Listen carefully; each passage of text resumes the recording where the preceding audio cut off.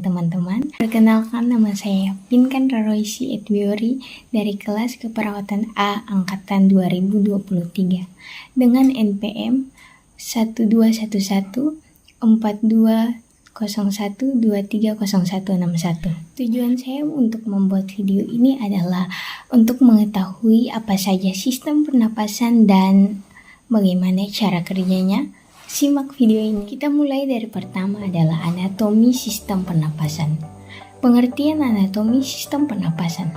Pernapasan atau respirasi adalah suatu proses pengambilan udara yang mengandung oksigen atau O2 dan pengeluaran karbon dioksida atau CO2 ke lingkungan. Oksigen yang dibutuhkan untuk proses respirasi sel ini berasal dari atmosfer yang menyediakan kandungan oksigen sebanyak 21% ke seluruh gas yang ada.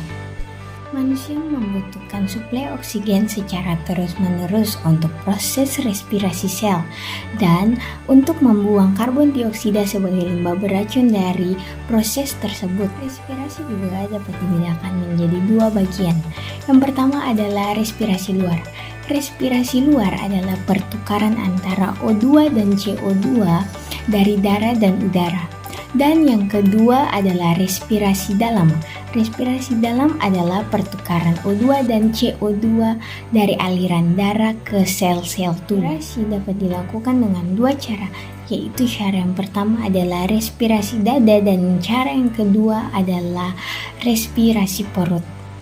Selanjutnya kita masuk dengan bagian-bagian dari sistem pernapasan. Apa saja bagian-bagian dari sistem pernapasan?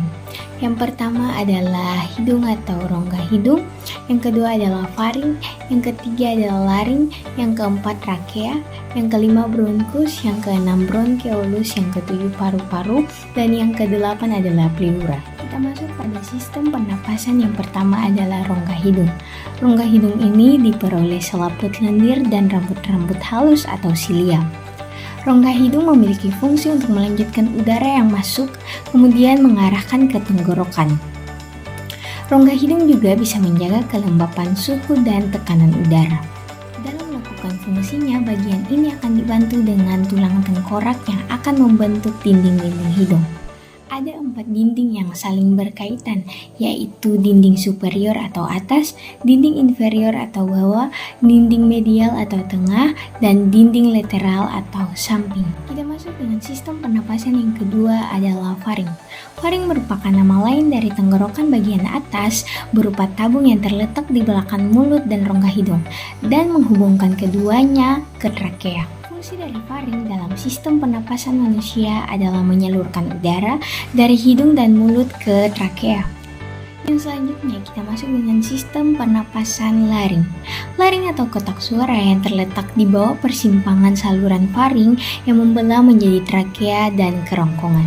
Organ pernapasan ini memiliki dua pita suara yang membuka saat bernapas dan menutup saat memproduksi suara. Saat bernapas, udara mengalir melewati dua pita suara yang saling berhimpitan, sehingga menghasilkan getaran. Getaran inilah yang kemudian menghasilkan suara saat berbicara. Selanjutnya adalah trakea. Trakea adalah organ pernapasan yang bentuknya seperti tabung besar. Organ ini termaksud organ pernapasan bagian bawah sama seperti paru-paru, bronkus, bronkeolus, dan alveolus. Trakea terletak di tengah-tengah leher dan makin ke distal bergeser ke sebelah kanan dan masuk ke rongga mediastinum di belakang manubrium sterni. Panjang trakea kira-kira 10 cm pada wanita dan 12 cm pada pria. Selanjutnya kita masuk dengan bronkus. Bronkus adalah salah satu organ pernapasan pada manusia berupa cabang batang tenggorokan yang jumlahnya sepasang. Salah satu cabang menuju ke paru-paru kanan dan salah satu cabangnya lagi menuju ke paru-paru kiri. Bagian yang bercabang ini disebut bifurkasi. Struktur pembentuk bronkus serupa dengan trakea dan dilapisi oleh sejenis sel yang sama. Bronkus sebelah kiri lebih panjang dan lebih sempit. Selain itu, kedudukannya lebih mendatar daripada bronkus sebelah kanan. Hal ini ternyata menjadi salah satu faktor penyebab mengapa paru-paru sebelah kanan cenderung lebih mudah terserang penyakit daripada paru-paru sebelah kiri. Di ujungnya, bronkus bercabang dan menjadi bronkeolus. Selanjutnya adalah bronkeolus. Bronkeolus merupakan cabang dari bronkus. Dinding daripada bronkeolus lebih tipis, selain itu salurannya juga lebih kecil jika dibandingkan dengan bronkus. Pada bronkeolus, semakin kecil salurannya, semakin berkurang juga tulang rawannya, dan akhirnya hanya tinggal dinding fibrosa dengan lapisan silia. Pada tiap ujungnya, bronkeolus terbagi lagi menjadi serbekas kantung kecil mirip buah anggur yang disebut alveolus. Bronkeolus memiliki fungsi sebagai penyalur udara dari bronkus ke alveolus dan juga sebagai pengontrol jumlah udara yang didistribusikan melalui paru-paru dengan dilatasi dan kontraksi. Masuk ke sistem pernapasan selanjutnya adalah paru-paru. Paru-paru merupakan alat pernapasan paling utama sekaligus organ terpenting bagi manusia. Letak paru-paru ada di dalam rongga dada, lebih tepatnya di sebelah kanan dan di sebelah kiri, dan di tengahnya dipisahkan oleh jantung.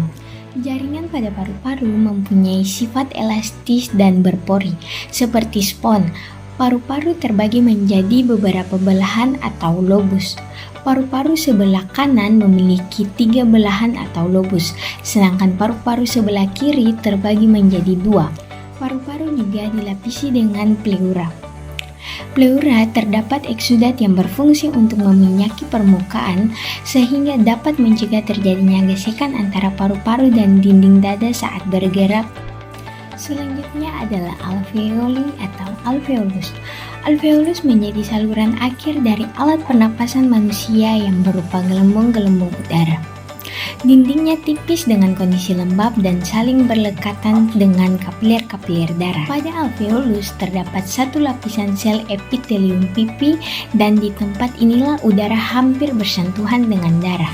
Di dalam alveolus ini terjadi pertukaran gas O2 dari udara yang dihirup ke sel-sel darah, sedangkan CO2 dari sel-sel darah dikeluarkan ke ruang terbuka. Jaringan yang ada di dalam alveoli akan melaksanakan fungsi sekunder. Selain itu, alveolus juga menjadi tempat zat yang dihirup seperti obat-obatan, patogen, dan bahan kimia lainnya. Dan yang terakhir adalah pleura. Pleura merupakan lapisan selubung permukaan rongga pleura dan isinya terdiri atas pleura visceral dan pleura parietal. Pleura visceral menyelubungi paru sampai ke celah interlobus, sedangkan pleura parietal melapisi dinding toraks. Sisi retelar mediastinum, membran supraleura, thoracic inlet, dan diafragma sisi toraks.